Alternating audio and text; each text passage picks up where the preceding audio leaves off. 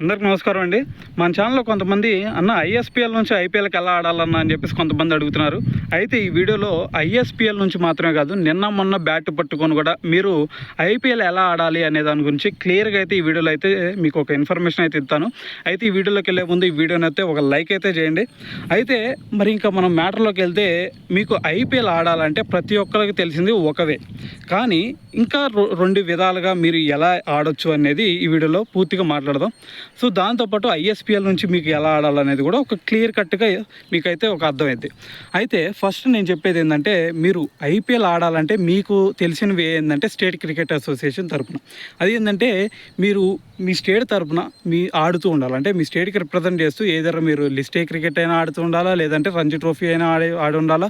So దీని తర్వాత మీరు మీ స్టేట్ తరపున రిప్రజెంట్ చేస్తున్నారు కాబట్టి, మీ స్టేట్ నుంచి ఇదిగోండి అయ్యా, నేను మీ స్టేట్ తరపున ఇప్పటి వరకు ఆడాను కాబట్టి దీని తర్వాత నేను ఐపీఎల్కి ఆడాలనుకుంటున్నాను. సో నేను ఐపీఎల్ ఆడటానికి మీకు ఎటువంటి అబ్జెక్షన్ లేదు అని చెప్పేసి నో అబ్జెక్షన్ సర్టిఫికేట్ ఒకటి ఏంటి అని చెప్పేసి మీరు అడిగితే, ఆ స్టేట్ క్రికెట్ అసోసియేషన్ వాళ్ళు మీకు నో అబ్జెక్షన్ సర్టిఫికేట్ ఇస్తారు. దాన్ని తీసుకెళ్ళి బీసీఐకి మీరు అప్లికేషన్ పెట్టుకోవాలి. ఇదిగోండి నేను ఈ స్టేట్ తరపున ఆడుతున్నాను, సో నేను ఈ స్టేట్ తరపున ఆడుతున్నాను కాబట్టి వీళ్ళకి నేను ఐపీఎల్ ఆడటం వల్ల ఎటువంటి అబ్జెక్షన్ వీళ్ళకి లేదు, ఇదిగోండి నో అబ్జెక్షన్ సర్టిఫికేట్ కూడా ఇచ్చారు అని చెప్పేసి వాళ్ళకి కనుక మీరు సబ్మిట్ చేసుకుని అప్లికేషన్ పెట్టుకుంటే, దాని తర్వాత బీసీఐ షార్ట్ లిస్ట్ చేసి దాని తర్వాత ఆక్షన్స్లోకి మిమ్మల్ని అయితే పంపించడం జరిగింది. ఆక్షన్స్లో మిమ్మల్ని ఏ టీం తీసుకుంటే ఆ టీం తరపున మీరు ఆడతారు. ఇది మీ అందరికీ తెలిసిందే, చిన్నపిల్లలు అడిగినా చెప్తారు. సో అయితే దీని తర్వాత మీకు తెలియంది ఇంకోటి ఏందయ్యా అంటే, ఐపీఎల్ ఆడాలి అంటే మీరు ఐపీఎల్ స్కౌటింగ్ టీమ్స్ కొంతమందిని, అంటే వాళ్ళకి ఫార్మర్ క్రికెటర్స్ ఉంటారు కదా, అసిస్టెంట్ కోచెస్ అయినా లేదంటే కోచెస్ అయినా ఇంకా వాళ్ళ టీమ్మేట్స్ అయినా ఎవరినైనా సరే, వాళ్ళు ఒక స్కౌటింగ్ టీమ్ అని చెప్పేసి కొంతమందిని ఒక బిగ్ టోర్నమెంట్స్ దగ్గరకు పంపిస్తాయి. అంటే లైక్ మనకి ఆంధ్ర ప్రీమియర్ లీగ్, లేదంటే కర్ణాటక ప్రీమియర్ లీగ్, లేదంటే తమిళనాడు ప్రీమియర్ లీగ్స్, లేదంటే మిగతా ఐఎస్పిఎల్ కానీ, లేదంటే ఎంఆర్ఎఫ్ పేస్ ఫౌండేషన్ కానీ, లేదంటే ఐపీఎల్ నెట్ బౌలర్ ట్రయల్స్ కానీ, ఇలాంటి వాటికి వాళ్ళ స్కౌటింగ్ టీంను పంపిస్తాయి. సో ఇక్కడ వాళ్ళు ఏం చేస్తారు అంటే, మీలో ఎవరన్నా సరే ఇంతమందిలో మీరు ఇప్పటివరకు స్టేట్కి రిప్రజెంట్ చేయలేదు. సో స్టేట్కి రిప్రజెంట్ చేయకపోవడానికి చాలా రీజన్స్ ఉంటాయి. మీకు చిన్నప్పటి నుంచి మీరు క్రికెట్ ఎలా ఆడాలి అనేది తెలియదు కాబట్టి, సో దానికోసం వీళ్ళు ఇప్పటివరకు క్రికెటర్ ఎలా అవ్వాలో తెలియదు కాబట్టి వీళ్ళు అవ్వలేదు. సో కాబట్టి వీళ్ళల్లో ఎవరన్నా ఒక టాలెంటెడ్ ప్లేయర్స్ ఎవరన్నా ఉన్నారేమో వెతికి తీసుకురండి అయ్యా అని చెప్పేసి ఆ స్కౌటింగ్ టీమ్స్ని పంపిస్తారు ఐపీఎల్ ఫ్రాంచైజ్ వాళ్ళు. సో వాళ్ళకి మీరు ఎవరన్నా సరే ఈ టోర్నమెంట్స్ లైక్ ఐఎస్పిఎల్ అవ్వచ్చు, లేదంటే చెప్పాను కదా Tamil Nadu premier league, Andhra premier league, ఇలాంటి వాటికి పంపిస్తారు. సో ఇలాంటి టైంలో మీరు ఇప్పటి వరకు టాలెంట్ చూపించుకోలేదు కాబట్టి, ఇప్పుడు కనుక మీ టాలెంట్ చూపిస్తే ఆ స్కౌటింగ్ టీం వచ్చినాయి కదా, ఆ స్కౌటింగ్ టీమ్స్ మిమ్మల్ని తీసుకొని ఓకే ఇతను బాగా ఆడుతున్నాడు అని చెప్పేసి మిమ్మల్ని తీసుకెళ్ళి వాళ్ళ టీంకి మీకు ఒక బేస్ ప్రైజ్ అనేది ఫిక్స్ చేస్తారు. అన్క్యాప్డ్ ప్లేయర్ లిస్ట్లో మీకు మొన్న ధోనిని తీసుకున్నారు చూశారు కదా, చెన్నై సూపర్ కింగ్స్.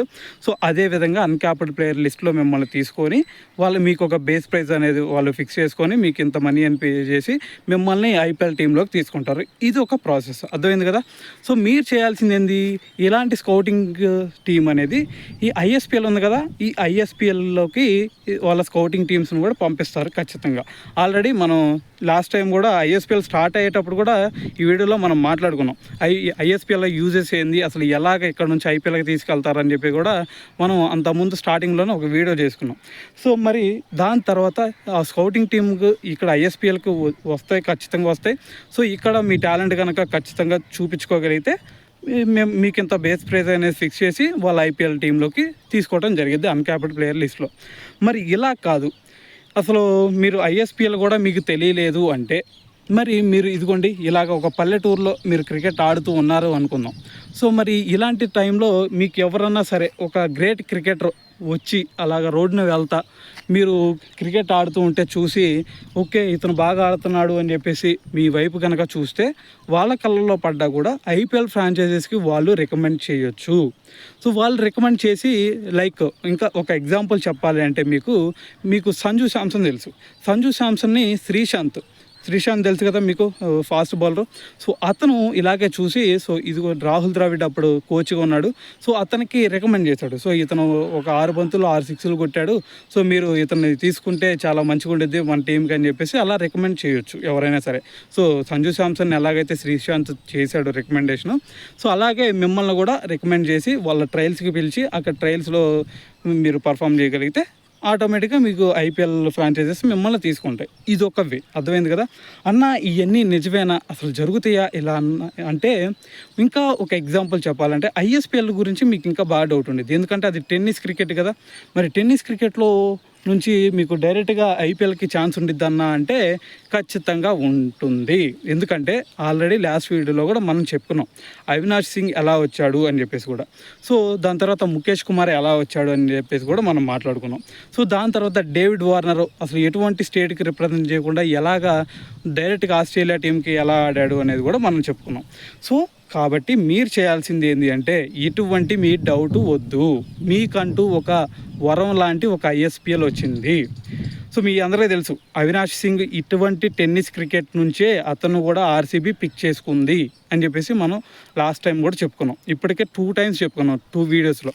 సో అయితే మరి అటువంటి ప్లేయర్లని టెన్నిస్ క్రికెట్ నుంచే తీసుకున్నారు. మరి ఇలాంటి ఒక బిగ్గెస్ట్ లీగ్ అయిన ఐఎస్పిఎల్ నుంచి మిమ్మల్ని ఖచ్చితంగా తీసుకుంటారు, ఎందుకంటే ఆడకే స్కౌటింగ్ టీమ్స్ కూడా వస్తాయి ఐపీఎల్ నుంచి. సో కాబట్టి మీరు చేయాల్సిందల్లా ఏంటి అంటే, ఐఎస్పిఎల్లో మీ పర్ఫార్మెన్స్ చూపించుకొని, మీరు ఐఎస్పిఎల్లో కనుక మంచి పర్ఫార్మెన్స్ ఇస్తే ఖచ్చితంగా ఐపీఎల్ స్కౌటింగ్ టీం వచ్చి మీకు ఒక బేస్ ప్రైస్ ఫిక్స్ చేసుకొని వాళ్ళ అన్క్యాప్డ్ ప్లేయర్ లిస్ట్లో మిమ్మల్ని వాళ్ళ టీంలోకి తీసుకుంటాయి. దీంట్లో ఎటువంటి డౌట్ వద్దు. మీరు ఓన్లీ ఐపీఎల్ ఆడాలి అంటే స్టేట్కి ఖచ్చితంగా రిప్రజెంట్ చేసి ఉండాలి అనే అపోహని పక్కన పెట్టండి. ఎందుకంటే మీ దగ్గర టాలెంట్ ఉంటే ఖచ్చితంగా మీరు డేవిడ్ వార్నర్ లాగా మీరు ఇండియన్ టీంకి కూడా మీరు రిప్రజెంట్ చేయొచ్చు. ఆస్ట్రేలియా టీంకి డేవిడ్ వార్నర్ ఎలా రిప్రజెంట్ చేశాడో అలాగే మీరు ఇండియన్ టీంకి కూడా రిప్రజెంట్ చేయొచ్చు. ఇది మాత్రం మీరు గుర్తుపెట్టుకోండి. సో దీంట్లో ఎటువంటి డౌట్ అవసరం లేదు. సో ఫైనల్గా అర్థమైంది కదా, మీరు ఐపీఎల్ ఆడాలంటే ఫస్ట్ ఆప్షన్ వచ్చేసరికి మీకు స్టేట్ తరపున ఆడాలా, లేదంటే మీకు స్టేట్ తరపున ఇప్పటివరకు మీరు ఆడలేదు కాబట్టి మీకున్న ఛాన్సెస్ ఏంటంటే స్కౌటింగ్ టీమ్స్ ఎక్కడికి వస్తాయి అనేది గుర్తుపెట్టుకోండి. ఐఎస్పిఎల్కి వచ్చింది, దాని తర్వాత ఎంఆర్ఎఫ్పిఎస్ ఫౌండేషన్కి వస్తాయి, దాని తర్వాత ఐపీఎల్ నెట్ బౌలర్ ట్రయల్స్కి వస్తాయి, సో దాని తర్వాత ఆంధ్ర ప్రీమియర్ లీగ్ ట్రయల్స్కి వస్తాయి, దాని తర్వాత ఇంకా మీకు తెలిసిందే కదా తమిళనాడు ప్రీమియర్ లీగ్, దాని తర్వాత ఢిల్లీ ప్రీమియర్ లీగ్, ఇలాంటి వాటికి అరుణాచల్ ప్రదేశ్ ప్రీమియర్ లీగ్, ఇలాంటి వాటి అన్నిటికీ దగ్గరికి ఐపీఎల్ ఫ్రాంచైజెస్ వస్తాయి. సో అక్కడ మీ టాలెంట్ చూపించుకోగలిగితే చాలు. సో కాబట్టి మీ దగ్గర మీరు స్టేట్కి ఇప్పటివరకు డిస్ట్రిక్ట్ కూడా ఆడలేని వాళ్ళు చాలామంది ఉన్నారు కాబట్టి, సో మీకున్న ఒకే ఒక వరం ఏంటి అంటే ఐఎస్పిఎల్.